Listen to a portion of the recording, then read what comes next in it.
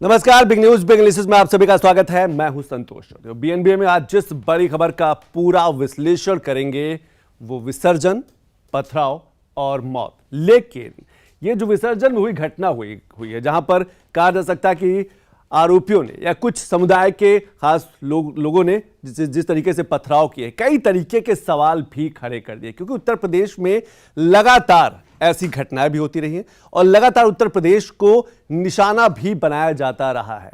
सिर्फ ये घटना नहीं, इसके अलावा वाराणसी में भी घटना हुई, और वाराणसी में घटना से पहले, ये तो नवरात्र का समय था, उससे पहले भी उत्तर प्रदेश में जब हम ट्रेन डिरेल की बात करते हैं, ऐसे 5 से ज्यादा घटनाएं उत्तर प्रदेश को टारगेट करके किया गया। आखिर इसके पीछे की जो आपराधिक प्रवृत्ति, इसके पीछे की जो साजिश है, ये घटना है, साजिश है, और अब धीरे धीरे इसमें सियासत भी जुड़ती जा रही है।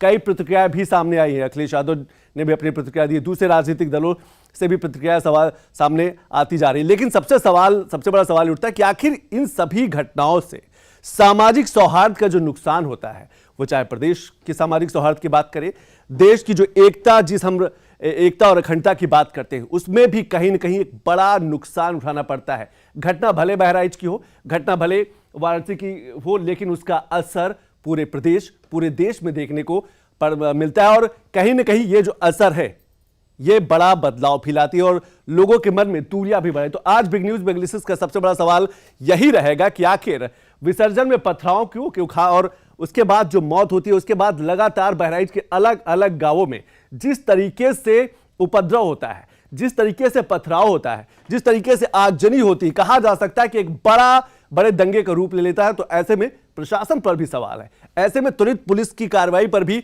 सवाल है। सवाल जरूर है और ढेरों सवाल है, लेकिन उन सवालों का जवाब आज हम ढूंढेंगे। हमारे साथ एक खास और बड़ा पैनल भी रहेगा, लेकिन उससे पहले इस पूरी घटना पर कि आखिर बहराइच में बवाल क्यों, और यह सिर्फ बहराइच का मामला नहीं था, देश भर के ऐसे दर्जन भर मामले थे जो नवरात्र में, खासतौर से आखिरी दिन जब विसर्जन की तारीख थी, यानी कि 13 अक्टूबर, तो चाहे हम बिहार की बात करें, हम झारखंड की बात करें, पश्चिम बंगाल में भी कई जिले ऐसी घटनाएं हुई हैं कि वहां पर भी विसर्जन पर, दुर्गा पंडाल पर जाकर लोगों ने पथराव किया है, लोगों ने आगजनी की है, तोड़फोड़ की है। पर सवाल यही है कि आखिर क्यों, सामाजिक सौहार्द बिगाड़ने के पीछे किसकी साजिश है? ये घटना है, साजिश है, या इसके पीछे एक सोची समझी सियासत भी है? तो सबसे पहले एक रिपोर्ट पर नजर डाल लेते हैं।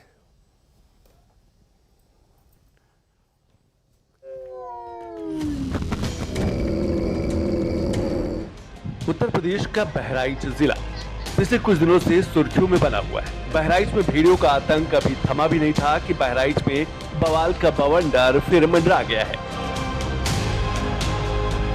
देश नवरात्रि की पूजा अर्चना में डूबा था। अब भक्त बड़े उत्साह से माता की मूर्ति का विसर्जन कर रहे थे। कुछ ऐसा ही नजारा बहराइच में भी था, जहां लोग मूर्ति विसर्जन करने जा रहे थे, पर अचानक मूर्ति और भक्तों पर पथराव शुरू हो गया। उसके बाद की तस्वीरें देखिए कि कैसे उस घटना के बाद की घटनाओं में आगजनी, तोड़फोड़ बढ़ती गई।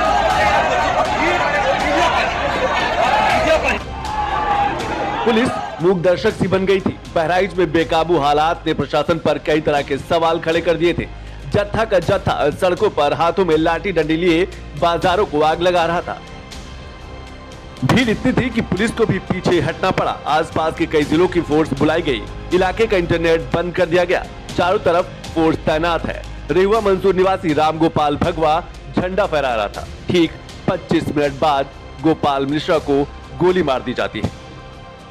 बहराइच के टाइमलाइन पर नजर डालें तो 13 अक्टूबर को मूर्ति विसर्जन में हिंसा हो जाती है। मुस्लिम पक्ष ने विसर्जन जुलूस पर पत्थर और गोलियां चलाई। गोलियां चलने से 22 वर्ष के रामगोपाल मिश्रा की मौत हो जाती है। रामगोपाल हत्याकांड में अब तक 6 लोगों के खिलाफ एफआईआर दर्ज हो चुकी है। गोपाल मिश्रा की हत्या के बाद दंगा भड़क गया। घटना के बाद रामगोपाल के भाई ने तहरीर में जो लिखा वो चौंकाने वाला था। रामगोपाल पर तलवार से भी वार किया गया था। घर के अंदर खींचकर गोली मार दी गई। जिनके नाम मुकदमा दर्ज है उनमें से अब्दुल हमीद, सरफराज, फहीम, साहिर खान, ननकऊ, मारूफ अली और 4 अज्ञात लोगों के खिलाफ भी मुकदमा दर्ज किया गया है। इनके चेहरे तो हम आपको नहीं दिखा सकते, पर नाम ही काफी है बताने के लिए कि घटना को किस किस ने अंजाम दिया। गोपाल मिश्रा की मौत के बाद हालात बद से बदतर होते चले गए। उसके बाद तो घर, मकान, कार, साइकिल, अस्पताल, शोरूम सब आग के हवाले कर दिया गया। भीड़ का तांडव आज भी जारी है। मुख्यमंत्री योगी आदित्यनाथ ने दंगाइयों से निपटने के कड़े निर्देश दिए हैं। एसटीएफ प्रमुख अमिताभ यश ने ग्राउंड पर खुद मोर्चा संभाल लिया है। दंगा कर रहे लोगों के पीछे अमिताभ यश खुद दौड़ पड़े हैं ताकि स्थिति को काबू किया जा सके।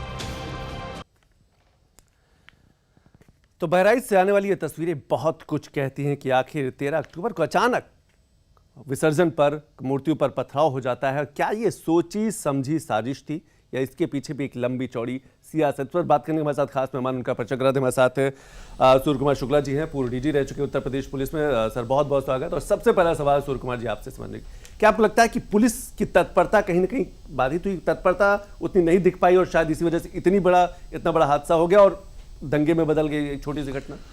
देखिए, ये बहराइच की घटना एक घटना है, लेकिन मैं इसके पीछे जितने व्यापक परिवर्तनों सुधारों की जरूरत है उनकी तरफ आपका इशारा ध्यान आकर्षित करना चाहूंगा कि सबसे पहले जो हम लोगों की ये एक घटना हुई, क्यों हुई? निश्चित रूप से वहां कुछ गुंडे बदमाश ऐसे थे जो इंतजार में थे, जो मनबढ़ थे और पुलिस की कार्रवाई से बचे हुए थे। अब इसमें होता क्या है कि जो गुंडे बदमाश होते तो करीब करीब हर शहर में हैं, लेकिन समय से उनको पुलिस का काम होता है कि जैसे घुन को बिनते हैं ना गेहूं में लोग, कि घुन को पहले से बिन के अलग कर दो। तो जब से कमिश्नर सिस्टम पुलिस का लागू हुआ यूपी में, तो आपने देखा होगा कि गुंडे बड़े शहरों में अब जहां जहां कमिश्नर सिस्टम लग गया तो तुरंत गुंडा एक्ट के अंतर्गत ऑर्डर किया जाता है कि तुम जिले से बाहर जाओ, यहां मत रहो, तुम्हारी गुंडागर्दी बहुत बढ़ गई है। अब ये छोटे शहरों में बहराइच जैसे अभी वो सिस्टम नहीं लगा है, तो अभी भी यदा कदा वहां इस प्रकार की बातें हो जाती हैं कि गुंडा एक्ट की रिपोर्ट भेजी गई तो वो व्यस्तता के कारण जिलाधिकारी के पास 50 काम है, तो वो फाइल पड़ी रह गई और गुंडे जो हैं वो वकीलों के माध्यम से कोशिश करके वो फाइल दबवा ले जाते हैं और उसके कारण वो वहीं बने रह जाते हैं। अगर सोचिए खाली इतना हो जाता कि ये गुंडे जिन पर ये संभावित हैं, पुलिस रिपोर्ट देती है और मालूम रहता है, लेकिन आखिर पुलिस उनको दरवाजे तो खड़े होकर के रोक नहीं सकती। सर जो आप मनबढ़ की बात कर रहे हैं, कहते हैं कि पुलिस का इकबाल होना चाहिए और इकबाल जब होता है तो अपराध पर कहीं ना कहीं कमी आती है और जो अपराधी है उसमें भी डर होता है। क्या विसर्जन पर मूर्ति पर हमला होता है, लोगों पर हमला होता है और राम गोपाल मिश्रा को खींचकर अंदर गोली मार दी जाती? यह आपको घटना लगती है कि सोची समझी एक साजिश या पूरी तैयारी लगती है? क्योंकि जिस तरीके से जांच निकल के आई है, ऊपर बोतलें थी, ऊपर पत्थर रखे हुए थे, ढेर सारा सामान था। बिल्कुल, आप जो कह रहे हैं वो कमोबेश हालत मेरा जो अनुभव है वो हर मिश्रित आबादी वाले क्षेत्र में रहा करता है। यानी कुछ ना कुछ टेंशन, कुछ इस तरह दंगे में अपनी बचत के नाम पर कि अगर दंगा हो जाएगा तो हम कैसे बचेंगे, तो कुछ बोतल, कुछ अद्धे, कुछ ईंटें, कुछ पत्थर छत पे रखना, कुछ कट्टा छिपा के रखना, चाकू छिपा के रखना, ये टेंडेंसी करीब करीब हर मिश्रित आबादी वाले मोहल्ले में रहती है। अब इसको पुलिस का काम है कि समय समय पर अपना अभियान चलाकर ऐसे गुंडे जो मनबढ़, क्योंकि वो मनबढ़ जो होते हैं वो दिखते रहते हैं बीच बीच, ऐसा नहीं कि वो कोई हरकत नहीं करते, वो आदत है, वो कोई ना कोई छोटी मोटी हरकत करते रहते हैं। कभी रास्ते चलते लड़की छेड़ देंगे, कभी किसी चाय वाले को बिना पैसे दिए चाय पी लेंगे, कहीं किसी को बिना काम के ही थप्पड़ मार देंगे, कहीं गुंडागर्दी करके झूठे ही मूंछों पर ताव देंगे दूसरे को अपनी रंगबाजी दिखाने के लिए। एक टेंडेंसी होती है। तो पुलिस का कर्तव्य होता है कि इनका पता लगाकर इनको बिनते रहें। अब कठिनाई क्या होती है कि इनको अगर जेल भेज दें तो वहां और पुराने बदमाश घाघ मौजूद रहते हैं और उनसे और ज्यादा अपराधी बन के निकलते हैं। अब ये कठिनाई पुलिस के सामने आती है, तो इनका एक इलाज रहता है, इनकी जगह बदलो। अब वो उसका जगह बदलने, गुंडा एक्ट कि गुंडा एक्ट में जगह बदल दो, जिला बदल कर दो, लेकिन वो पावर अभी कमिश्नरी सिस्टम में तो शहरों में लग गई है कि पुलिस को अधिकार है, लेकिन छोटे शहरों में अभी भी ये पावर जो है वो जिला प्रशासन के पास रहती है। और चूंकि कांटा जिसको गड़ता है महसूस वही करता है। जब सस्पेंड हो गए तो पुलिस के दरोगा जी सस्पेंड होंगे, सीओ साहब सस्पेंड होंगे, ट्रांसफर होंगे, तो पुलिस की चिंता रहती है कि दंगा ना होने पावे। लेकिन प्रशासन के पास 10 काम है, वैसे विकास का भी काम, शिक्षा का भी काम, अस्पतालों का भी काम। तो हम लोगों को चाहिए कि एक और तो अपने कानून को और मजबूत बनावें, दूसरा पुलिस की जवाबदेही तो ऑलरेडी काफी है। उसको आपने देखा होगा, छोटी भी घटना होती है तो शायद इतना किसी भी विभाग में सस्पेंड करने और तुरंत ट्रांसफर करने का नहीं होता सिलसिला जैसा पुलिस में होता है। ठीक है, कहीं ना कहीं सामाजिक सौहार्द जो बिगड़ता हुआ दिख रहा है। और वैसे भी लगातार हम ये बात उठा रहे हैं कि आखिर उत्तर प्रदेश निशाने पर क्यों है। हम सभी जानते हैं कि धर्म जो है जोड़ने का काम करता है, लोगों को एक साथ लाने का काम करता है। लेकिन पिछले कुछ कहा जा सकता है कि पिछले कुछ वर्षों से जिस तरीके से लोगों के अंदर एक उन्माद आया है, जिस तरीके से लोगों के अंदर धैर्य खोता जा रहा है, ये जो सामाजिक ताना बाना है वो टूटता नजर आ रहा है। और इसमें ये सबसे बड़ी चिंता का विषय भी है प्रदेश के लिए भी और देश के लिए भी कि आखिर सामाजिक सौहार्द बनाना बेहद जरूरी। लेकिन बहराइच की पुलिस अधीक्षक ने क्या कुछ कहा इस पूरे मामले को लेकर, वो एक बार हम सुन लेते हैं। महसी के महाराजगंज क्षेत्र में आज जब एक जुलूस एक मुस्लिम क्षेत्र में से एक मस्जिद के पास से निकल रहा था, वहाँ पे दोनों पक्षों के बीच में कुछ विषय को लेकर तकरार हुई, जिसमें दोनों पक्ष आमने सामने हुए। उसमें आपस में कुछ लोग उत्पात मचाने लगे, जिस घटनाक्रम में एक व्यक्ति को हिंदू पक्ष की तरफ से गोली लगी और बाद में उसकी मृत्यु हो गई। उसी के बाद एक तनाव की स्थिति उत्पन्न हुई, जिससे विभिन्न स्थानों पर जो मूर्ति विसर्जन है उसको रोक दिया गया और फिर उस का फायदा उठा के कुछ शरारती तत्वों ने उपद्रव मचाने की कोशिश की। तो पुलिस द्वारा बहुत तेजी से अपनी कार्रवाई हरकत में लाए गए और जहां पे भी इस तरह का डिस्टर्बेंस हुआ है उसको हम नियंत्रण में ले आए। तो ये वहां की पुलिस अधीक्षक जो बता रही थी उस दिन घटना क्या कुछ हुई है। विसर्जन के लिए कहा जा सकता है जुलूस जा रहा था, लोग जा रहे थे और अचानक डीजे में जो गाना बज रहा था, डीजे को लेकर यह मामला पूरा शुरू हुआ। लेकिन धीरे धीरे बहराइच के कई गांव उसमें शामिल हो गए हैं। सूर्य कुमार जी, क्या आपको लगता है कि जिस तरीके से ये घटना हुई है, गांव के गांव जुड़ते चले गए, वहां पर लॉ एंड ऑर्डर की दिक्कत आ गई, यहां से भी बड़े अधिकारी भेजे गए, क्या आपको लगता है जिला प्रशासन की आप चूक मानते हैं क्या? जिला प्रशासन की चूक की स्थिति यह है कि हर जगह अंडर करंट एक सांप्रदायिक भावना की मुझे देखने में आ रही है कि जो हिंदू समुदाय में कुछ थोड़ा सा उग्रवादी विचारों के संगठन हैं, आक्रामक विचारों जैसे बजरंग दल है, विश्व हिंदू परिषद है, वो लोग थोड़ा सा अपने धर्म को मजबूत करने के लिए और आगे बढ़ाने के लिए काम कर रहे हैं। उसी तरह जो इस्लाम धर्म के लोग हैं उनको ये लग रहा है कि सरकार में, पुलिस में, प्रशासन में उनकी उतनी से नहीं है जितनी उनको उम्मीद थी। ये क्यों? क्योंकि चुनाव का इससे सीधा संबंध है कि चुनाव में उनको लगा कि शायद हमारे जनप्रतिनिधि उतने नहीं चुने गए, हमारा बहुमत उतना नहीं बन पाया, तो शायद हमारे साथ उतना न्याय न हो।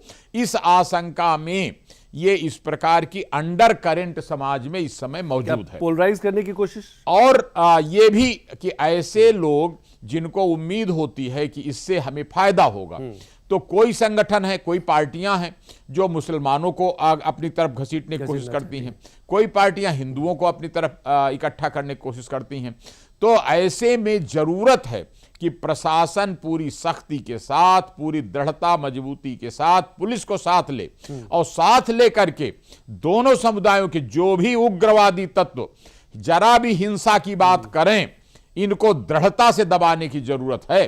पुलिस को पहले दिन ट्रेनिंग में बताया जाता है कि दंगे को पहले ही चरण में पूरी सख्ती से दबा दो जी, नहीं तो वो बाद में काबू में नहीं आएगा। और शायद यही चूक रह गई। और यही जो हो रहा है कि जैसे ही जरा सा घटना हो तुरंत उसको रोक दो, कर्फ्यू लगा दो। उस पर जब लोग तोबा तोबा कर दें कि हाँ दूध लाओ मर रहे हैं, पानी लाओ मर रहे हैं, तब उसको खोला जाए। आपको लगता है मीडिया, सोशल मीडिया या फिर जो इंटरनेट का जमाना है, सबके हाथ में मोबाइल है, ये अफवाहों को बढ़ाने में बड़ा इसकी भूमिका बहुत बढ़ गई है। इसकी भूमिका बहुत ज्यादा हो जाती है। र्यूमर मॉन्गरिंग की भूमिका बहुत और बड़ा आसान हो गया है कि जहां एक आदमी मरा पूरे प्रदेश में मैसेज भेज दिया गया। तो अब उसी हिसाब से पुलिस को अपनी जो सोशल मीडिया पर निगरानी है वो बढ़ानी पड़ेगी। अभी तक खाली थानों में काम होता था, सीओ के यहाँ डिस्ट्रिक्ट में काम होता था। अब आपको क्योंकि प्रदेश व्यापी खबर फैलती है, देश व्यापी फैलती है, इसलिए इस तरह के आपको 100-200 आदमी कंट्रोल रूम में बैठाने पड़ेंगे जो लगातार मॉनिटरिंग करें और ब्लॉक कर दें कि जरा भी सांप्रदायिक घटना को कोई फैला रहा है उसको तुरंत ब्लॉक करो, तुरंत ब्लॉक करो। उसको जो उसका जो गेटवे है सोशल मीडिया का, उस पर कोई भी क्राइम और कम्युनलिज्म फैलाने वाले मैसेज को ब्लॉक करो। और अगर ब्लॉक नहीं करोगे तो ये उससे भी ज्यादा खतरनाक है, क्योंकि मारने वाला तो एक दो को मारेगा, लेकिन ये भड़काने वाले तो सैकड़ों को मरवा देंगे। ये जो अफवाह है, ये जो नेट के माध्यम से, इंटरनेट के माध्यम से, सोशल मीडिया के माध्यम से लोगों तक ये अफवाहें जो पहुंचती है, यही सबसे ज्यादा जो सामाजिक सौहार्द की हम लगातार बात कर रहे हैं, जो एकता की बात कर रहे हैं, उसको तोड़ने का काम करती है। क्योंकि अफवाहें बिना पैर के आगे बढ़ती है और लोग इसको जानते भी नहीं है। सोशल मीडिया की जो इंडस्ट्री चाहिए, ये कुछ बड़ी तस्वीरें आई हैं जो वहां से कि बहराइच में लाठीचार्ज और आगजनी, उसके साथ अस्पताल और दुकानों में लगा दिया गया। भयावहता देख सकते हैं कि एक छोटी सी घटना हुई और उस घटना ने एक बड़ा विकराल रूप ले लिया, जहां पर बहराइच के कई गांव शामिल हो गए हैं। सड़क पर डंडे लेकर निकले लोग, सड़क पर पुलिस हुई तैनात। इसके साथ मां दुर्गा की मूर्ति विसर्जन के दौरान जो झड़प हुई और उसके बाद जो एक हादसा हुआ कि रामगोपाल मिश्रा की मौत हुई, हत्या कर दी गई उनकी। तो ये कई सवाल, कई तरीके के सवाल खड़े करते हैं सामाजिक सौहार्द की हम जब भी बात करते हैं कि आखिर उत्तर प्रदेश को निशाना क्यों बनाया जा रहा है। आखिर क्या ये पोलराइज करने का जो उपचुनाव होने वाले अब से कुछ ही दिनों बाद, जिस तरीके से हमने महाराष्ट्र की घटना देखी, और सिर्फ ये यहाँ का मामला नहीं है कि सिर्फ उत्तर प्रदेश के बहराइच और वाराणसी में हुआ है।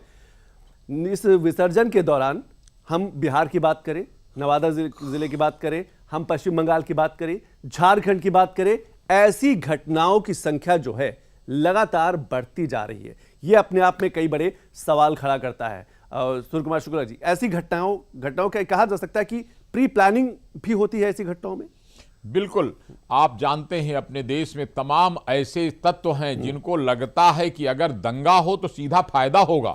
यहां तक कि विदेश में बैठे हुए आईएसआई के एजेंट देश में हिंदू मुस्लिम दंगा कराना चाहा करते हैं ताकि देश कमजोर हो, हिंदू मुस्लिम एकता भंग हो, लड़ाई हो, उससे आपस में तरक्की का काम रुक जाए। ये देश विदेशी ताकतें इस देश में कराने के लिए कोशिश करती हैं, अपने एजेंट बनाती हैं, और कई छोटे छोटे संगठन हैं जो इस काम के लिए उनका पैसा लेकर के काम करते हैं। और अफसोस की बात यह है कि तमाम अपने ही देश के लोग उसमें आपस में एकता न रख करके उसमें शामिल हो जाते हैं। उनको भड़काने का काम कि वो फला जगह तुम्हारी बिरादरी पर अत्याचार हो रहा है, फला जगह तुम्हारे, और इसमें मैं भूमिका मानता हूं कि पूरी तरह न्यायपालिका को और पूरी तरह पुलिस प्रशासन को निष्पक्षता से, दृढ़ता से काम करना चाहिए कि कोई भी भारत के लोकतंत्र में हिंसा का कोई स्थान नहीं है। जो गुंडागर्दी करेगा वो पूरी दृढ़ता से दबा दिया जाएगा, उसकी कोई पैरवी, कोई सुनवाई नहीं होगी, अन्यथा इस प्रकार की घटनाएं बढ़ेंगी। बिल्कुल समाज के हित में यही है कि ऐसे तत्वों को पहले चरण में ही, मतलब बिना का घटना किए उनका विचारों के आधार पर उनको डिटेन किया जाए कि ये सोशल मीडिया पे ये देश विरोधी बातें लिख रहा है, ये समाज को तोड़ने वाली बातें लिख रहा है। और मैं तो एक बात इससे बढ़कर कहूंगा कि कोई भी बातें जिनसे क्राइम और सांप्रदायिकता, जातीय द्वेष की भावना बढ़ती है, उन खबरों पर रोक लगनी चाहिए, उन कहानियों पर रोक लगनी चाहिए। उन मीडिया पर भी अंततः देश महत्वपूर्ण है, मीडिया से ऊपर भी देश है। अगर देश नहीं महत्व बचा तो मीडिया कहां बचेगा? बिल्कुल सही कहा। राष्ट्र प्रथम की जो भावना है वो सबके लिए है, वो चाहे मीडिया हो, सोशल मीडिया हो, इंटरनेट हो। लेकिन हमारी आपकी जागरूकता भी बेहद जरूरी है कि जब भी कोई खबर आपके सोशल मीडिया, आपके व्हाट्सएप ग्रुप में, आपके फेसबुक में, मुख्यमंत्री योगी आदित्यनाथ ने एक ट्वीट किया है, जनपद बहराइच के महसी में माहौल बिगाड़ने वालों को बख्शा नहीं जाएगा, कड़ी चेतावनी दी है, सुरक्षा, सभी को सुरक्षा की गारंटी। लेकिन उपद्रवियों और जिनकी लापरवाही से घटना घटी, ऐसे लोगों को चिन्हित कर कठोरतम कार्रवाई के निर्देश भी दिए हैं। प्रतिमा विसर्जन जारी रहेगा। प्रशासन और पुलिस के अधिकारियों को मौके पर उपस्थित रहकर धार्मिक संगठनों से संवाद कायम कर प्रतिमा विसर्जन कराने हेतु निर्देशित किया जाएगा। मुख्यमंत्री योगी आदित्यनाथ ने अभी कुछ देर पहले एक ट्वीट किया और साफ तौर पर कहा कि ऐसे लोगों को जिन्होंने बहराइच के महसी में माहौल बिगाड़ने का काम किया है, उन्हें बख्शा नहीं जाएगा। साथ ही साथ उन कर्मचारियों पर, अधिकारियों पर जो इसमें लिप्त पाए गए, लापरवाही में जो घटना घटी, इस मामले में जो घटना हुई है और खासतौर से लापरवाही जो हुई है, उन पर भी कड़ा शिकंजा होगा। साथ साथ ये भी कहा कि मूर्ति विसर्जन जारी रहेगा और जो धार्मिक संगठन के लोग हैं उनसे बात करने की जरूरत है। सूर्य कुमार शुक्ला जी, क्या आपको लगता है कि जो धार्मिक संगठन की जब बात करते हैं तो ऐसे लोगों को समय समय पर पुलिस थाने में बुलाकर आपसी सौहार्द बढ़ाने, इससे पहले जब कोई विसर्जन जैसा बड़ा कार्यक्रम हो रहा हो और गांव-गांव हो रहा हो। बिल्कुल, मैं तो ये कहता हूं कि प्रशासन को, पुलिस को इस मामले में पूरा अधिकार होना चाहिए है और उनको ये पूरी सख्ती से इस्तेमाल भी करना चाहिए। हाथ जोड़ने से शांति नहीं आती कि धार्मिक संगठनों के सामने हाथ जोड़े भैया बचाए रहना, भैया अगर ऐसा करते हैं तो वो और मनबड़ हो जाते हैं। इसलिए कह देना चाहिए स्पष्ट कि अगर धार्मिक दंगा हुआ तो आप सबसे पहले जेल जाएंगे। पंडित जी, मौलाना साहब जो भी होंगे जो दंगा कराएंगे, जो भड़काएंगे, वो उनको जेल जाना पड़ेगा, उनको सख्ती से सजा होगी और जमानत नहीं होने पाएगी। जब इस तरह का कठोर संदेश जाता है तब जाकर के ये जो उग्र भावनाएं होती हैं मजहब के नाम पर, धर्म के नाम पर, ये कंट्रोल में आती हैं। और इतना ही नहीं, उसके पहले इसमें एनजीओज की भूमिका है कि इनको दोनों को मिला करके आपस में सामाजिक सद्भाव बनाने के लिए काम करें। उसके लिए कुछ संगठन, ये एक दिन की प्रक्रिया नहीं, ये अनिवार्य चलनी चाहिए, ये लगातार चलनी चाहिए। बिल्कुल, ये पहले से, बल्कि कुछ एनजीओज को इसके लिए फंड दिया जाना चाहिए। लगातार वो कार्यक्रम करें, नाटक करें, इतिहास बताएं, सांप्रदायिक सद्भाव बढ़ाने के लिए खास से जो संवेदनशील इलाके हैं वहां पर इस प्रकार के काम करें, क्योंकि देश की एकता, अखंडता और समाज की शांति बहुत जरूरी है, प्राइमरी ये आवश्यकता है। तब जाकर देश का विकास आगे हो पाएगा। बिल्कुल सही कहा कि तब जाकर देश का विकास हो पाएगा जब हम सामाजिक सौहार्द की बात करेंगे। और सामाजिक संगठनों की भूमिका बेहद महत्वपूर्ण हो जाती है। और जब भी हम सामाजिक सौहार्द की बात करते हैं, ये 1-2 दिन की प्रक्रिया। एक समय की एक बड़ी खबर आ रही, बहराइच के इंटरनेट बंद में कुछ और क्षेत्रों को भी किया गया है शामिल। कल भी कुछ गांवों के इंटरनेट बंद कर दिए गए थे, सोशल मीडिया पर रोक लगा दी गई थी। सुरक्षा के मद्देनजर प्रशासन ने इंटरनेट बंद कर दिया है ताकि जो अफवाह हैं वो बिना पैरों के चलकर कई गांवों तक, जिले तक, प्रदेश तक, देश तक न पहुंच सके, ताकि इंटरनेट के जरिए अफवाहों को फैलने से रोका जा सके। क्योंकि इंटरनेट के माध्यम से जो अफवाहें फैलती हैं और लोग बिना सोचे समझे उसको सच मान लेते हैं, यहीं से ऐसी घटनाओं को विस्तार मिलता है। ऐसी घटनाएं जो हैं बढ़ जाती है। एक छोटी सी घटना दंगे का रूप ले लेती है, कई गांव उसमें शामिल हो जाते हैं। प्रशासन घटना को लेकर सतर्क है। तो समय की एक बड़ी खबर, बहराइच दंगे को लेकर योगी सरकार ने कड़े निर्देश भी दिए। हमने देखा कि अब से कुछ ही देर पहले मुख्यमंत्री योगी आदित्यनाथ ने एक ट्वीट भी किया और साफ तौर पर कहा कि जिन्होंने दंगा बढ़ाया है या फिर जो लोग दोषी हैं उनको बख्शा नहीं जाएगा, लेकिन उन अधिकारियों कर्मचारियों को भी जिन्होंने लापरवाही की है उनको भी बख्शा नहीं जाएगा। Surya Kumar ji, internet, social media, अफवाह, ज्यादातर से हमें लगता है कि किसी भी घटना को बड़ी घटना बना देने में इन्हीं सबकी बड़ी भूमिका होती है। बिल्कुल, अरे पुराने जमाने में चौधरी जी जो कर्फ्यू होता था वही ये इंटरनेट का बंद करना भी एक तरह से वैचारिक कर्फ्यू है और बड़ा जरूरी है, क्योंकि शरारती लोग मानते नहीं और उसमें जो अच्छे लोग हैं वो किनारे हो जाते हैं, चुप हो जाते हैं, दर्शक बन जाते हैं। और ये जो है, ये विलेन जो समाज के हैं, दुष्ट, ये एक्टर बन जाते हैं, हीरो बन जाते हैं। तो इनको कंट्रोल करने के लिए बड़ा जरूरी है कि सामाजिक नियंत्रण इस प्रकार का रहे। और अब आगे के लिए जैसे वो अपने प्रदेश की नीति है, उदाहरण दिया जाता है, ऐसे दुष्टों का घर गिरा दिया जाएगा, सख्ती की जाएगी, उनसे जो नुकसान करेंगे, आग लगाएंगे, वो पैसा उन्हीं से वसूला जाएगा और वसूल करके उसकी क्षतिपूर्ति की जाएगी जिसका नुकसान हुआ है। जब इस प्रकार के मजबूत कदम सरकार उठा रही है और उठाएगी तो आप देखिए कैसे दंगा होता है। दंगा होने कहीं नाम नहीं होगा। दंगा तो तब होता है जब ढिलाई होती है, कि जब मुलजिमों की पैरवी होती है और थाने से मुलजिमों को छोड़ दिया जाए, तब होता है दंगा। ऐसे दंगा बढ़ थोड़ी सकता है। जब प्रशासन की नीयत साफ है, शासन की नीयत साफ है, तो दंगा कहां से भड़क सकता है। एक चीज और मैं आपसे जरूर समझना चाहूंगा, क्योंकि आप डीजी रह चुके हैं, उत्तर प्रदेश पुलिस में बड़ा लंबा अनुभव रहा है आपका।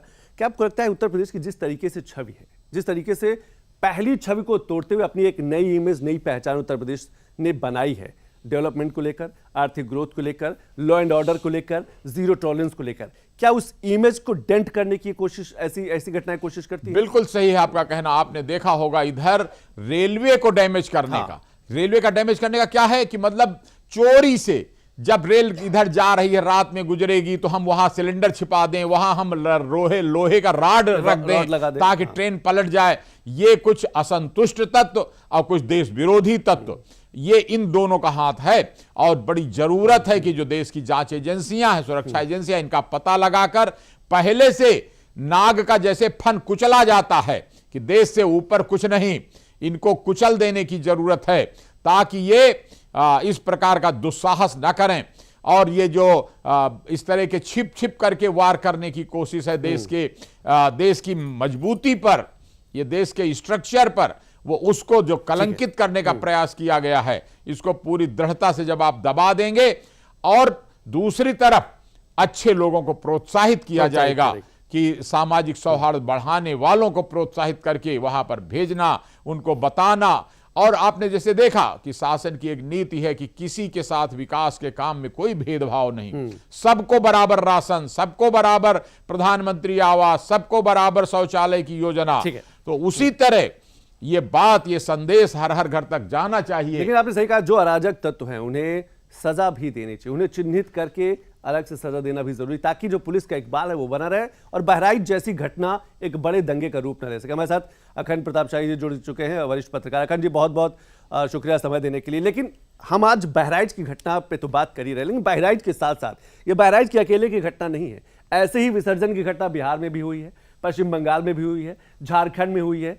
क्या आपको लगता है सामाजिक सौहार्द जो है वो बिगाड़ने का खेल चल रहा है, वो चाहे प्रदेश का हो या देश का हो? सबसे बड़ी चीज तो ये है, बिल्कुल इत्तेफाक रखता हूँ डीजी साहब से। समस्या क्या है कि हम लोग समझ नहीं पा रहे हैं कि ये साजिश किस तरीके से चल रही है, या हम समझना नहीं चाहते हैं। जो चीजें चल रही हैं उनको लेके एक बात तो बिल्कुल साफ समझ लेनी चाहिए कि ये सिर्फ एक स्थानीय स्तर पे नहीं हो रहा है, एक पूरा नेटवर्क काम कर रहा है। उस नेटवर्क को ध्वस्त किए जाने की जरूरत है। और सिर्फ ये नहीं, एक विचारधारा के नाम पे, धर्म के नाम पे, जाति के नाम पे, स्थान के नाम पे, वर्ग के नाम पे, किसी भी नाम पे ये किया जा सकता है और इसके लिए इंटरनेट एक जरिया बन रहा है।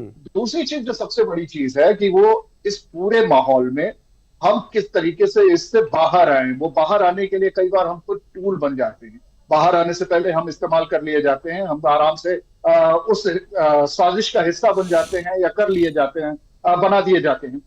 ये हमें समझना होगा कि ये सारी चीजें क्यों हो रही हैं। दरअसल हिंदू, मुस्लिम और तमाम जो, चूंकि हिंदू और मुस्लिम बड़ी बहुतायत में है और ज्यादातर जो टकराव होता है वो इन्हीं दोनों के बीच में ज्यादातर देखने को मिलता है। ये दरअसल सबसे आसान तरीका है कि किसी भी घटना को आधार बनाया जाए और उसमें विवाद करा दिया जाए, एक बवाल कराया जाए, फिर उसमें हिंसा हो जाए और हिंसा होने के बाद हम आसानी से अपना मतलब साध सकें, वो चाहे सियासी दल के रूप में हो या फिर वो साजिशकर्ता जो देश विरोधी ताकतें हैं वो हो। तो इनमें सबसे अहम चीज यही है कि चाहे वो बंगाल हो, चाहे वो हरियाणा हो, चाहे और भी प्रदेश जिन जिन जगहों पर इस तरीके की घटनाएं हो रही हैं, दरअसल एक पर्टिकुलर त्योहारों को ही निशाना बनाया त्योहारों को लेकर खास तौर पे। इसीलिए जब बात होती है तो सबसे पहले मुख्यमंत्री योगी आदित्यनाथ ने जब ये कहा था कि त्योहार आ रहे हैं, पहले से अपनी सुरक्षा को लेकर किसी भी तरीके से कोई कोताही न बरती जाए। उन्होंने बाकायदा मीटिंग की, तमाम जो प्रदेश भर के जिले हैं उन सभी जिलों के आला अधिकारियों को जोड़ा, उसमें लाइव जो उन्होंने वीडियो कॉन्फ्रेंसिंग के जरिए जो हिदायतें दी थी, फिर उसके बाद डीजीपी प्रशांत कुमार, उन्होंने हिदायतें दी। लेकिन लगता है कि हिदायतों को सही तरीके से फॉलो नहीं किया गया। प्रशासनिक चूक पहली दफा तो यही हो जाती है जब आप शुरुआती स्तर पे, बिल्कुल मैं शुक्ला जी से पूरी तरह से इत्तेफाक रखता हूं कि वो जब शुरुआत में ही आपको जब दबा देने की जरूरत दबाई नहीं जाती है तो वो बड़े दंगे का रूप ले लेती है, फिर आपसे बाहर, आपके हाथ से बाहर निकल जाती है चीज। तो वही चीज यहाँ भी देखने को मिली है और ऐसा ये जरूरी नहीं है, शायद इस पे भी काम किया जाए पुलिस की तरफ से, इसको बाकायदा इन्वेस्टिगेट किया जाए कि कौन कौन इसमें किस तरीके से शामिल रहा है। बिल्कुल सही कह रहे हैं। और वैसे भी कहावत भी है कि अगर वो साजिश कुछ इस तरीके से आ रही है, साजिश की आहट इस वजह से मिल रही है क्योंकि बाकायदा एक जगह पे रोका गया और रोकने के बाद उसमें ये सिर्फ रोका नहीं गया, मूर्ति विसर्जन हो रहा था, मूर्ति विसर्जन के समय में रोका गया, पुलिस उस समय चुप रही, पथराव हुआ, पुलिस चुप रही। मैं आपके पास आऊंगा, मैं आपके पास आऊंगा, कुछ प्रतिक्रिया भी आ रही है राजनीतिक दलों की, उनकी सुनिए। अखंड जी, मैं आपके पास आऊंगा और दो चीजें समझने की कोशिश करूंगा, अखंड जी आपसे भी और सूर्य कुमार जी आपसे भी। क्या हिंदू जो धर्म है, जो सनातन है, वो इतना सॉफ्ट है कि कोई भी सवाल खड़ा करके चला जाता है, कोई भी उस पर उंगली उठा देता है, कोई भी पत्थर मार के चला जाता है? दूसरा, क्या जो अति उत्साही लोग हैं वो हर गांव में होते हैं, हर समाज में होते हैं, हर प्रदेश और जिले में होते हैं? क्या उनकी वजह से भी ऐसी घटनाएं बढ़ जाती हैं? मैं इन दोनों सवालों का जवाब दोनों से लूंगा, लेकिन उससे पहले लगातार इस घटना के बाद बहराइच में जिस तरीके से बवाल हुआ और बहराइच के गांव दर गांव जुड़ते चले गए, जिस तरीके से आगजनी हुई, तोड़फोड़ हुई, शोरूम को आग लगा दिया गया, घरों को आग लगा दिया गया, उस पर कई तरीके की प्रतिक्रिया भी सामने आ रही, वो हम सुन लेते हैं। बिल्कुल जी अच्छा, हाँ। दुखद है और दर्दनाक है आवाज तेज। और बहुत ही संवेदनशील है। इस मौके पर समाज से, वहाँ के सभी समाज नागरिकों से, वहाँ के निवासियों से मेरा विनम्रतापूर्वक निवेदन है कि सौहार्द कायम करने में और आगे कोई घटना न हो, शांति कायम करने में अपना हर तरह से योगदान दें। देखिए, पूरे प्रदेश में मैं पहले से कह रहा हूं जंगल राज कायम है। वहां पर गोली चली, बनारस में 481 साल पुराने भरत मिलाप में राम भक्तों पर इस सरकार ने लाठी चलवाई। और उत्तर प्रदेश के उप मुख्यमंत्री ब्रजेश पाठक ने क्या कुछ कहा इस पूरे मामले को लेकर, पूरी घटना को लेकर, वो भी एक बार हम सुन लेते हैं। देखिए, कानून से किसी को भी खिलवाड़ करने की इजाजत नहीं है। जो भी दोषी होगा, जांच चल रही है, कड़ी कार्रवाई होगी। स्थिति सामान्य है और दोषियों की पहचान की जा रही है। हाँ, जो भी मतलब अगर अनुशासन का पालन करवाने में यदि पुलिस के अधिकारी कर्मचारियों की भी लापरवाही पाई गई तो उन पर भी कड़ी कार्रवाई। देखिए, विपक्ष के पास कोई एजेंडा नहीं है। हमारी प्रतिबद्धता है कि हम लॉ एंड ऑर्डर को मेंटेन करेंगे, हर स्थिति में लोगों को कल्याणकारी कानून व्यवस्था वाला राज्य की सरकार प्रदान करेगी। तो साजिश, सियासत और बिगड़ता सामाजिक जो सौहार्द है वो चिंता का विषय है राज्य के लिए भी और देश के लिए भी, क्योंकि ऐसी घटना है, कहीं ना कहीं घटना बड़े उत्तर प्रदेश के एक जिले की हो, लेकिन इसका असर दूर दूर तक जाता है। सूर्य कुमार जी, क्या आपको लगता है जब हम हिंदू धर्म की बात करते हैं, जब सनातन की हम बात करते हैं, कोई भी आके कुछ भी बोल के चला जाता है, कुछ भी आप कोई भी सोशल मीडिया पे कह देता है, क्या इसका सॉफ्ट होना ही सबसे बड़ी कमजोरी बनता है? देखिए, ये तो सर्वविदित है कि जब सनातन धर्म का भारत में उदय हुआ था तो उस समय उसके सामने दूसरा कोई धर्म था ही नहीं, कोई चुनौती थी ही नहीं, तो किसी से नफरत या किसी से दूरी या उसकी कोई बात ही नहीं थी। इसलिए सनातन धर्म सौहार्द, विश्व बंधुत्व और मिलजुल कर चलने पर आधारित है। लेकिन ये बात जरूर कटु सत्य है कि आजकल कुछ मनबढ़ लोग, कुछ उग्रवादी विचारों के लोग बढ़ बढ़ करके बातें करके दूसरे मजहबों, दूसरे धर्मों के विपरीत बातें करते हैं और उनके लिए नफरत की बातें भी कर देते हैं। इसी तरह आप अच्छी तरह इस्लाम के बारे में भी जानते हैं, तो इस्लाम का जन्म तो 8वीं शताब्दी में हुआ, तो उसमें तो तुलनात्मक रूप से दूसरे धर्मों को हटाकर अपना धर्म का प्रभाव बढ़ाने का विचार था।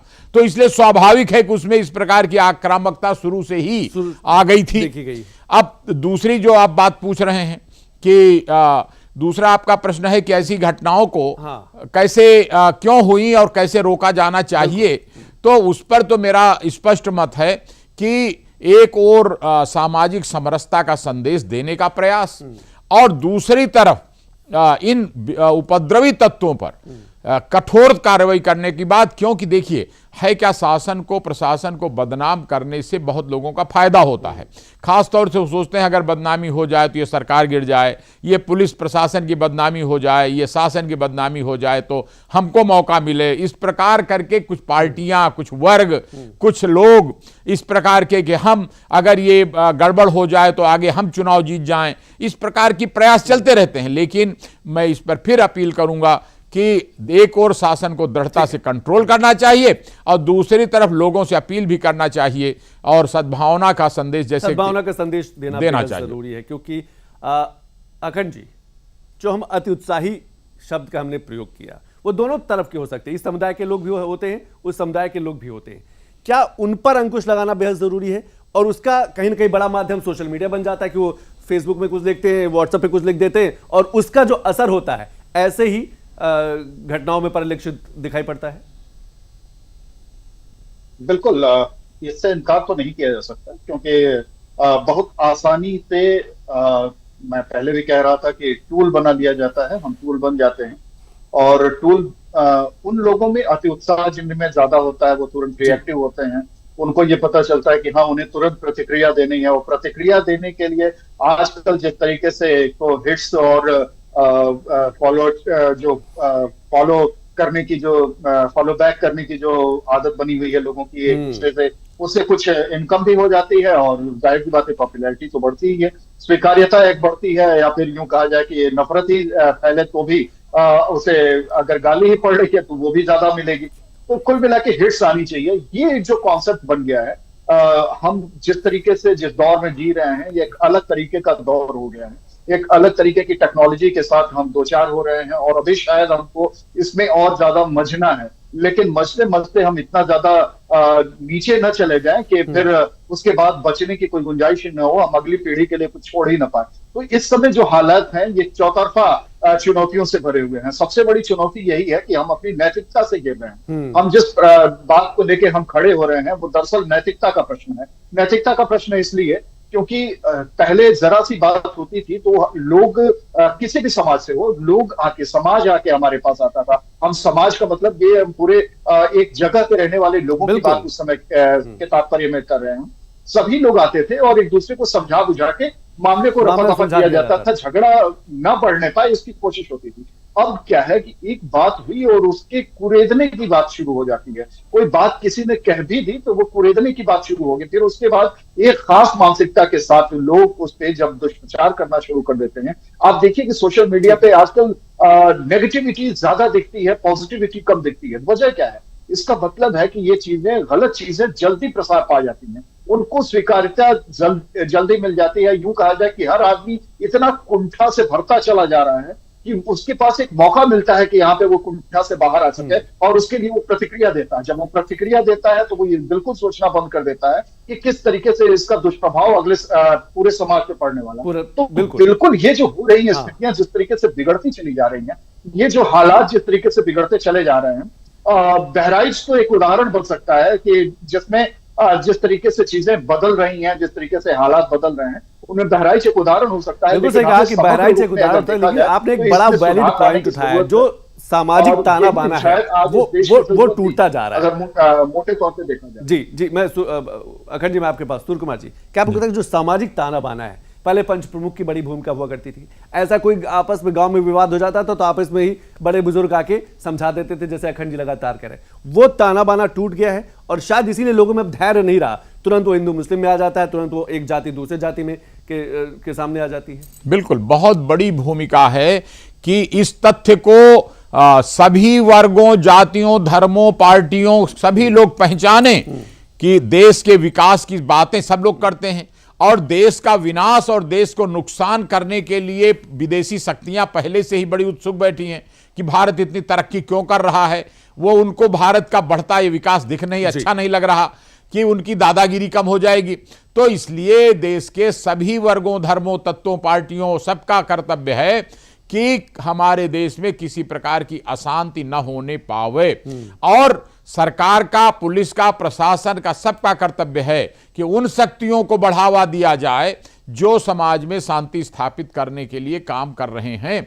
ऐसे एनजीओ, ऐसे लोग, ऐसे स्थान, ऐसी घटनाएं, उनको आगे किया जाए और जो तत्व इसके विपरीत किसी भी वजह से, चाहे वो अपना दबदबा कायम करने के लिए, चाहे चुनाव जीतने के लिए, चाहे वो किसी भी वजह से, चाहे अपना उल्लू सीधा करने के लिए, अपना दंगा कराना चाहते हैं, समाज में लड़ने के लिए उकसाते हैं, ऐसे लोगों को प्रभावी ढंग से कठोरता के साथ दबाना चाहिए और आगे के लिए उनमें सुधार लाने के लिए उनको जेल में रख के काउंसलिंग की जानी चाहिए ताकि उनको सुधार कर अच्छा नागरिक बनाया जाए। बिल्कुल, सुधार कर अच्छा नागरिक बनाया जाए ताकि ऐसी घटनाओं की पुनरावृत्ति न हो। बिल्कुल, ताकि, क्योंकि ये मामला सिर्फ बहराइच है, वाराणसी, जो एक और बड़ी खबर आ रही है कि बहराइच के कई गांवों में आधार कार्ड पर ही अब एंट्री दी जाएगी, यानी कि कर्फ्यू का जो दायरा है वो और बढ़ा दिया गया। बिना आधार कार्ड के गांव में नो एंट्री, क्योंकि जो सुरक्षा को लेकर प्रशासन जो है मुस्तैद है। मुख्यमंत्री योगी आदित्यनाथ भी लगातार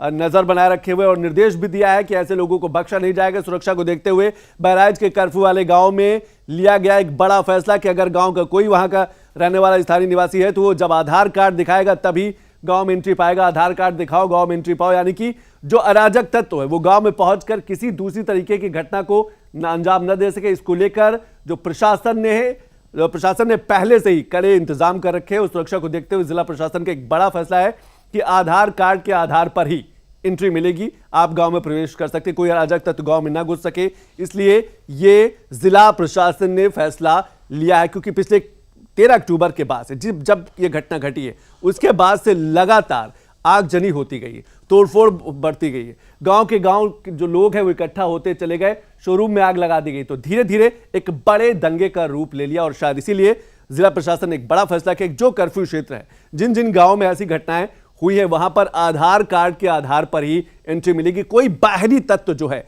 बाहरी अराजक तत्व है, वो गांव में घुसकर ऐसी अफवाह न फैला सके या फिर ऐसे घटना को अंजाम न दे सके। लेकिन हम लगातार इस पर भी चर्चा करें कि बहराइच की घटना है, लेकिन उत्तर प्रदेश को ही क्यों निशाना बनाया जा रहा है। बहराइच की घटना के साथ साथ हम रेल डिरेल की बात करें, जिस पर हम लगातार चर्चा भी कर रहे हैं, 6 से ज्यादा घटनाएं उत्तर प्रदेश में हुई हैं, उन पर भी एक बार हम नजर डालें। तो इसके साथ साथ इस बहराइच की घटना के अलावा और कहां पर ऐसे जो मामले हैं, विसर्जन के दौरान जो मामले हैं वो सामने आए हैं, क्योंकि ये कहीं ना कहीं सामाजिक सौहार्द, सामाजिक ताना बाना को तोड़ने की कोशिश की गई और इसमें कई बड़े संगठन भी शामिल हो सकते हैं। धर्म टूटता सामाजिक सौहार्द की बात करें, बिहार बेगूसराय की ये घटना है। इसके बाद साथ झारखंड गरबा विसर्जन पर पथराव और हिंसा, पश्चिम बंगाल हावड़ा दुर्गा पंडाल में तोड़फोड़ की घटना आप देख सकते हैं कि कहां पर। आंध्र प्रदेश में विजयदशमी पर हिंसा हुई, बहराइच में मां दुर्गा, जिस पर हम लोग नजर भी बनाए हुए लगातार चर्चा भी कर रहे हैं, हैदराबाद में मंदिर के अंदर घुसकर मूर्ति तोड़ना। तो ये घटना सिर्फ 1-2 दिन की घटना, यानी कि 13 अक्टूबर की बात की घटना। आप समझ सकते हैं कि किस तरीके से लोगों के अंदर धैर्य नहीं रहा है। सामाजिक ताना बाना, सामाजिक सौहार्द की हम जब बात करते हैं, और हिंदुस्तान का मेन आधार सामाजिक सौहार्द है। सूर्य कुमार जी, ये घटनाएं हम सिर्फ उत्तर प्रदेश की बात कर रहे हैं, लेकिन उत्तर प्रदेश के अलावा भी आप देख सकते हैं कि देश के अलग अलग राज्यों, अलग अलग जिलों में ऐसी घटनाएं घट रही हैं। ये बेहद चिंता का विषय है और बहुत दृढ़ता से इन अराजक तत्वों को दबाने का विषय है। और तीसरा, सामाजिक ताने बाने को स्थापित करने के लिए ऐसी सकारात्मक शक्तियों को आगे बढ़ाने का जरूरत है। ये जाहिर करता है उन बातों को, अब बजाय कि दुर्गा प्रतिमा विसर्जन के दिन या किसी भी त्योहार के दिन कोई घटना हो, हाँ, उसके बजाय पुलिस प्रशासन को और शासन को सबको नजर रखकर निगरानी करके ऐसे तत्वों की पहचान करनी है जो इस तरह का दंगा कराने का प्लान करते हैं, जिनको फायदा होता है।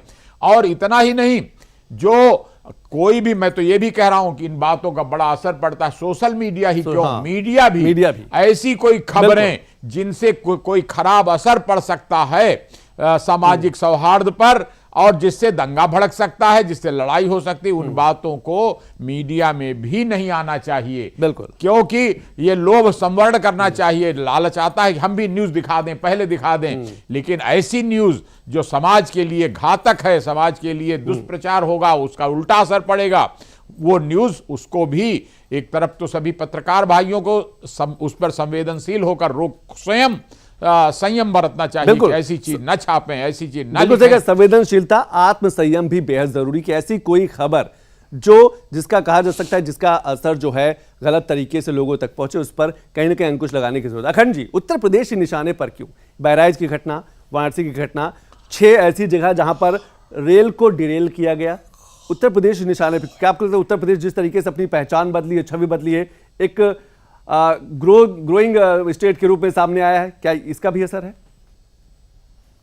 निश्चित तौर पर पिछले 7.5 सालों में जैसे सरकार बदली थी 2017 के बाद से लेके अब तक, जिस तरीके से शांतिपूर्ण तरीके से चीजें हो रही हैं और आसानी के साथ बड़े बड़े डिसीजन लिए जा रहे हैं, बड़े माफियाओं का खात्मा हुआ, बड़े तमाम जो सो कॉल्ड बिग गन्स हुआ करते थे क्राइम में, उन सारे लोगों को या तो जेल भेजा गया या उनके खिलाफ वो फास्ट ट्रैक कोर्ट में उनके लिए ट्रायल शुरू हो गई है, तो उनको सजा दिलाई जा रही है, या उनको ज्यादातर एनकाउंटर में मारे गए या उनको भागना पड़ा, सरेंडर किया। उस बीच में जिस तरीके से निवेश आया है उत्तर प्रदेश में और जिस तरीके से छवि बदली है, पूरे देश भर में जो छवि बदली है, दुनिया का अगर 5वां देश अगर होता जनसंख्या के लिहाज से देखा जाए तो सबसे बड़ा 5वां देश उत्तर प्रदेश को माना जा सकता है। तो उन स्थिति में उत्तर प्रदेश की जो चतुर्दिक विकास की जो परिकल्पना थी वो बननी शुरू हुई है। और ऐसे में जब विपक्ष के पास एक मुद्दा बनता है कि जब बार बार सरकार की तरफ से ये कहा जाता है या दावा जी। किया जाता है कि ये सब कुछ इसलिए संभव हो पाया, इसलिए मुमकिन हो पाया क्योंकि उत्तर प्रदेश में दंगे नहीं होते हैं, उत्तर प्रदेश में लॉ एंड ऑर्डर की स्थिति अच्छी है, इसी वजह से तमाम जगहों से निवेश भी आ रहा। तो ये जो मसला है ये कहीं ना कहीं उन तमाम लोगों के लिए सीने में शूल की तरह से चुभेंगे, चुभते भी होंगे। अब जाहिर सी बात है, जो छवि की बात है, अगर उत्तर प्रदेश में जिस तरीके से छवि खासतौर पे योगी सरकार ने अपनी बनाई है, विकास की भी बनाई है, बुलडोजर की भी बनाई है, ये दोनों जो छवि है एक दूसरे से जुड़ती है और तब जाके चतुर्थिक विकास होता है। देखिए, एक हमारी एक परंपरा में भी रहा है, शाओलिन एक योद्धा होते हैं जापान के, जो वहां पे बहुत पूज्य हैं, तो उनके हाथों में दो चीजें होती हैं, एक हाथ में दिया होता है और दूसरे हाथ में निंजा होता है, तलवार होता है उनके हाथ में। हमारी भी कल्पना ऐसी है, बिना शक्ति के शास्त्र नहीं है, ऐसी हमारी कल्पना हमारी भी रही, हमारी भी पौराणिक कथाओं में ऐसी चीजें मिलती हैं। हम कैसे इसको भूल जाएंगे? बिना सख्त लॉ एंड ऑर्डर के हम बेहतर विकास कर सकते हैं। ठीक है। तो ये जो कॉन्सेप्ट था लॉ एंड ऑर्डर को लेकर, जिस तरीके से बदलाव हुआ है, जिस तरीके से निवेश आया है, जिस तरीके से इंफ्रास्ट्रक्चर में तब्दीली आई है, आज अगर विकास की बात करते हैं तो सबसे ज्यादा एक्सप्रेसवेज वाला प्रदेश है, सबसे ज्यादा एयरपोर्ट वाला प्रदेश है। तो ये कनेक्टिविटी बेहतर हुई है, इलाज बेहतर हो रहा है, जो बाहर चले गए थे लोग वो अब वापस आ रहे हैं यूपी में रोजगार पाने के लिए। ये सारी छवि अगर बदल रही है तो बहुत इसीलिए सवाल भी खड़ा होता है, क्या साजिश है, ऐसी घटना है, क्या साजिश है? क्योंकि लगातार जिस तरीके से घटनाएं बढ़ रही है, जिस तरीके से ट्रेन डिरेल की बात हो रही है, जिस तरीके से बहराइच वाराणसी जैसी घटनाएं, ऐसे में लगता है कि उत्तर प्रदेश की छवि खराब करने की एक सोची समझी साजिश है। सूर्य कुमार जी, मैं आपके पास आऊंगा, लेकिन उससे पहले कुछ प्रतिक्रियाएं भी देख लेते कि समाजवादी पार्टी के राष्ट्रीय अध्यक्ष अखिलेश यादव ने क्या कुछ कहा, उसके बाद संजय निषाद ने क्या कुछ कहा, वो भी एक बार हम सुनते हैं। अपील होगी कि जो जो पक्ष उसमें हैं सभी लोग कानून व्यवस्था बनी रहे उसी दिशा में काम करें। जो घटना हुई है वो दुखद है और किस कारण हुई है प्रशासन, शासन और हमारे प्रेस के साथी आप सब जानते हैं। सरकार को न्याय करना चाहिए। देखिए, पहले तो मैं घटना की निंदा करता हूं और निश्चित रूप से इसमें जो दोषी उनके ऊपर कार्रवाई होनी चाहिए। मैं मुख्यमंत्री जी को धन्यवाद दूंगा कि ऐसे मामले में को सीधे संज्ञान लेते हैं और तत्काल कार्रवाई के लिए निर्देशित करते हैं और जांच में जो दोषी पाया जाता है वो कितनों रसूखदार उसके खिलाफ कार्रवाई और ऐसी घटनाएं आगे न घटा उस पर भी कदम उठाएगा और निश्चित रूप से दोषियों पर कड़ी कार्रवाई होगी। सूर्य कुमार जी, पिछले कुछ वर्षों में अगर बात करें, जिस तरीके से लगातार एमपी-एमएलए कोर्ट के फैसले आते हैं, पुलिस अपनी कार्रवाई करती है, अपराधियों को जेल में डालती है, इनकाउंटर भी होता है, लेकिन अभी व्यापक असर क्यों नहीं देखने को मिला? अभी भी घटनाएं जो हैं कहीं ना कहीं घटती रहती हैं। क्या लगता है कि लोगों की विचारधारा में परिवर्तन लाने की जरूरत है, आपसी बातचीत संवाद बढ़ाने की जरूरत है, ताकि लोग विचारधारा में ही उनके अपराध न रहे? बिल्कुल, दोनों बात की जरूरत है कि एक और जैसे कहते हैं ना कि वज्र से भी कठोर दुर्जनों के लिए और फूल से भी कोमल सज्जनों के लिए ऐसा हमारा प्रशासन, ऐसी हमारी पुलिस होनी चाहिए कि भले आदमी बिना किसी डर के, बिना संकोच के पहुंचें और जनता पुलिस का सहयोग करे, प्रशासन का सहयोग करे, शासन के साथ एकजुटता महसूस करे कि हमारा शासन है। ये सच्चा लोकतंत्र, सच्चा लोकतंत्र। और दूसरी तरफ वज्र से भी कठोर दुर्जनों के लिए कि जो दुर्जन है, दुष्ट है, देखिए ये हरदम रहे हैं। हाँ। देव और असुर का ये संग्राम बहुत प्राचीन काल से चलता रहा है। कुछ लोग परिवार से, संस्कार से और वातावरण से कुछ ना कुछ हरकत करना उनकी फितरत रहती है। तो ऐसे लोगों को चिन्हित करना, उनको रोकना, सुधारना, उनको काबू करना, उनको दंडित करना, ये बहुत जरूरी है कि ये पहले से सब जो जनता की उम्मीद ये है कि किसी प्रकार की हिंसा, दंगा, बवाल होने न पावे। और पुलिस को ये कोशिश करना चाहिए, प्रशासन को कोशिश करना चाहिए कि इस पर खरा उतरें। ये नहीं कि हमने जब दंगा हो गया या मारपीट हो गई तो हमने मुलजिम पकड़ लिया और पकड़ के जेल भिजवा दिया। नहीं, जरूरत यह है जीरो क्राइम, जीरो दंगा, जैसे हमारे प्रदेश में अभी बहुत दिन बाद इस प्रकार की घटना हुई है। बिल्कुल, नहीं तो पहले कई सालों से कोई घटना, कोई दंगा फसाद नहीं हो रहा था। और बड़े महानगरों में आपने देखिए, गौर करिएगा कि जहां ज्यादा इस तरह घटनाएं होती थी, कहीं मेरठ, मुरादाबाद, इवन बरेली, लखनऊ, कानपुर, वहां नहीं घटना हुई। क्यों? कि जहां पर ज्यादा अधिकार पूर्वक पुलिस ने, प्रशासन ने दबा कर रखा है, वहां पर नहीं हुई। और जहां पर अभी छोटे छोटे शहर, जहां अभी पुलिस कमिश्नर लागू नहीं हुआ है सिस्टम, और जहां पर गुंडे महसूस करते हैं कि यहां खुराफात कर दी जाए तो शायद कुछ ना हो, अब जरूरत है कि इनको एक अच्छा तगड़ा लेसन दिया जाए, बिल्कुल, ताकि बाकी शहरों में, बाकी कस्बों में कहीं इस बिल्कुल तरह सही की कहा, घटना बिल्कुल ना सही कहा। होने एक पाए। ऐसा अध्याय, एक ऐसा कहा सजा इनको दी जाए ताकि इसका संदेश जो है बाकी शहरों में, बाकी जिले में भी पहुंचे। लेकिन लगातार सियासत भी हो रही है। तारिक अनवर ने क्या कुछ कहा है, भूपेंद्र चौधरी जी ने क्या कुछ प्रतिक्रिया दी है, वो भी सुन लेते हैं। देखिए, दुखद है। ये तो वही है कि हम लोगों ने अगर बबुल का बीज होता है ना, अगर बबुल का बीज बोया तो फिर आम कहाँ से होए है। तो हम लोगों ने, यानी भारतीय जनता पार्टी ने, और पिछले 2014 से, जब से केंद्र में सरकार आई है, यूपी में जो भारतीय जनता पार्टी की सरकार आई है, तो एक ही इनका मुद्दा है और एक ही इनका कार्यक्रम है कि किस तरह से देश में नफरत, घृणा, इस प्रकार की घटनाएं होना हम सबके लिए दुखद है। लेकिन सरकार हमारी सजग है और जो भी इस घटनाक्रम के पीछे हैं, जो भी जिन दंगाइयों ने इस घटना को अंजाम दिया है, उन सबकी जांच कराई जा रही है। उन सबके खिलाफ सरकार कठोर कार्रवाई करेगी। मेरी और मेरी पार्टी की संवेदनाएं पीड़ित परिवारों के साथ हैं, लेकिन माननीय मुख्यमंत्री जी ने इस विषय को भी संज्ञान लिया है और वो उस पर निगाह रखे हुए हैं।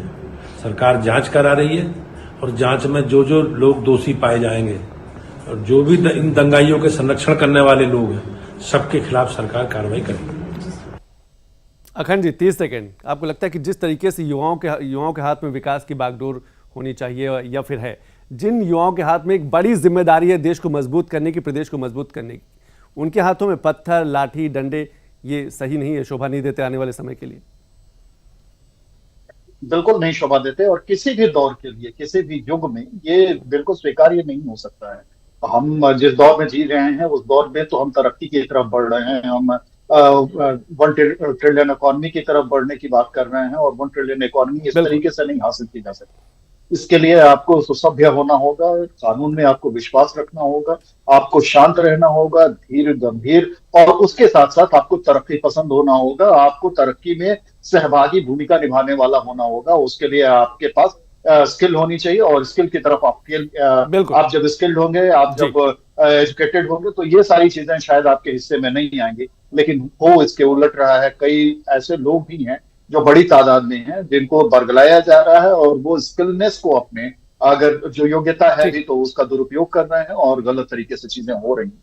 ये नहीं होना चाहिए। बिल्कुल वाजिब सवाल है सर। बिल्कुल सही कहा आपने कि सभ्य होना बेहद जरूरी है, संयम रखना बेहद जरूरी है। खास तौर से सोशल मीडिया पर आने वाली जो भी खबरें हैं, उनको एक बार आप जांचे परखे जरूर है। मीडिया, सोशल मीडिया में जो कुछ भी दिखाया जा रहा है वो सच हो, ये जरूरी नहीं है। आपकी भी जिम्मेदारी बनती है कि ऐसी अफवाहों से बचे। सूर्य कुमार जी, आपने समय निकाला, बहुत बहुत शुक्रिया। अखंड जी, आपने भी समय निकाला, बहुत बहुत शुक्रिया। तो बिग न्यूज बेंगलिसिस में हमने बात की कि आखिर उत्तर प्रदेश ही निशाने पर क्यों है। बहराइच की घटना के साथ साथ ट्रेन, रेल डिरेल जैसी घटनाएं भी घटती हैं।